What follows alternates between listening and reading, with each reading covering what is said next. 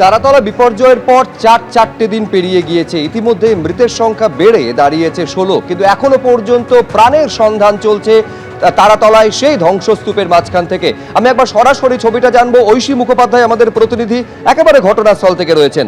ঐশী, দেখো, কালকে এনডিআরএফ যে 12টা শ্যাডো এরিয়া ডিটেক্ট করতে পেরেছিল সেই জায়গাগুলোতে কিন্তু ইতিমধ্যেই উদ্ধার কার্য সম্পন্ন হয়েছে।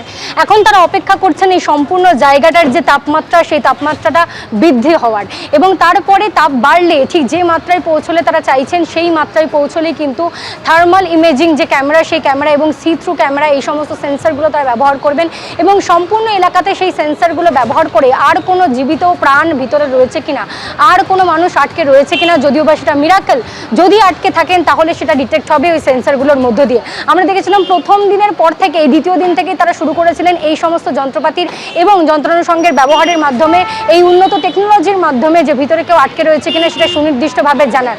আজকেও কিন্তু তারা সেটাই সুনির্দিষ্টভাবে জানতে চাইছেন এবং তার পরবর্তী সময়ে কিন্তু তারা পদক্ষেপ নেবেন বা চূড়ান্ত সিদ্ধান্ত নেবেন কখন এই ধ্বংসস্তূপ সেটাকে সরিয়ে ফেলা হবে। এবং সে কারণেই কিন্তু তুমি দেখতে পাচ্ছ যে আজকে কিন্তু এনডিআরএফের যে কর্মীরা তারা কিন্তু সকাল থেকেই মূলত যেটাতে লক্ষ্য স্থির রেখেছেন যে নিবিড়ভাবে তল্লাশি গতকালও হচ্ছিল, সেই নিবিড় তল্লাশিতে তারা আজকে মনোযোগ দিয়েছেন। ভিতরে যে জায়গাগুলো তারা খনন করেছিলেন সেগুলোতে প্রবেশ করে ভিতরে কেউ রয়েছেন কিনা সেটা লোকেট করার চেষ্টার সাথে সাথে কিন্তু উন্নত প্রযুক্তিও ব্যবহার করা হচ্ছে যে ভেতরে আর কেউ আটকে পড়ে রয়েছেন কিনা। যদিও বা যদি আজকে কেউ আটকে থাকেন এই 4 দিনের মাথায়, তাহলে কিন্তু তার বাঁচার সম্ভাবনা অত্যন্ত ক্ষীণ। যদিও বা বেঁচে থাকেন তাহলে তা মিরাকেলের অন্য কিছু নয়। সে কারণেই কিন্তু তারা চেষ্টা করছেন সুনিশ্চিত হওয়ার 100% যে ভিতরে কেউ আটকে রয়েছে কিনা।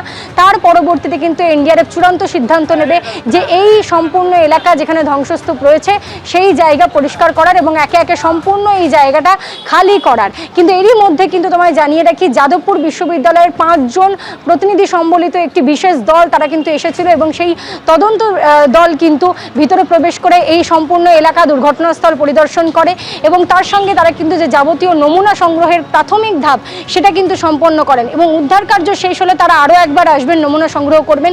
এর আগে কলকাতা পুলিশের পক্ষ থেকে দেখেছি আমরা যাদবপুর বিশ্ববিদ্যালয়কে অন্যান্য বিভিন্ন জায়গাতেও তাদেরকে ইনভলভ করতে, এবারে দেখা গেল তারাতলাতেও কিন্তু তারা এলেন এবং সেখানে প্রবেশ করে নমুনা সংগ্রহ করলেন। আমাদের সঙ্গে কথাও বলেছেন এবং জানিয়েছেন প্রাথমিকভাবে যেগুলো দেখার সেই মেজার্সগুলো তারা দেখলেন, সেই ড্রয়িংগুলো তারা করলেন এবং তার পরবর্তী সময়ে উদ্ধার কার্য শেষ হলে তারা আরও একবার আসবেন। এবং এনডিআরএফ সূত্রে যেমনটা খবর যে উত্তাপ বাড়লে কিন্তু তারা থার্মাল ইমেজিং এবং যে সমস্ত সেন্সারগুলো ব্যবহার করে তারা লাইভ ডিটেক্ট করেন সেই স্ক্যানিং কিন্তু তারা আরও একবার শুরু করবেন।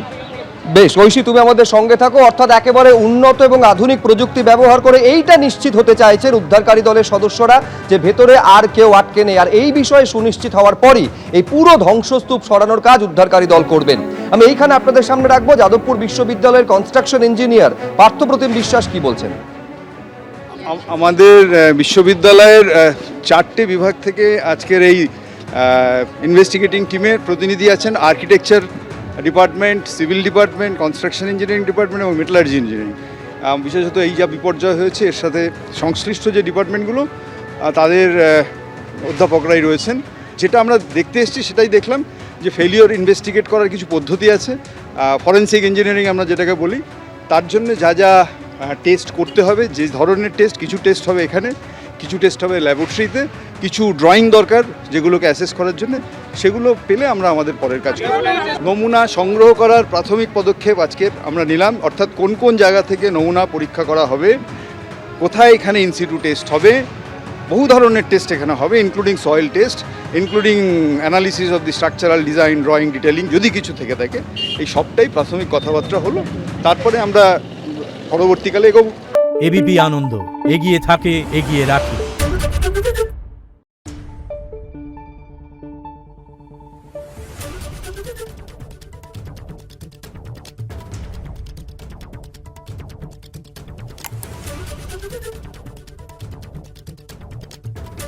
Thank you.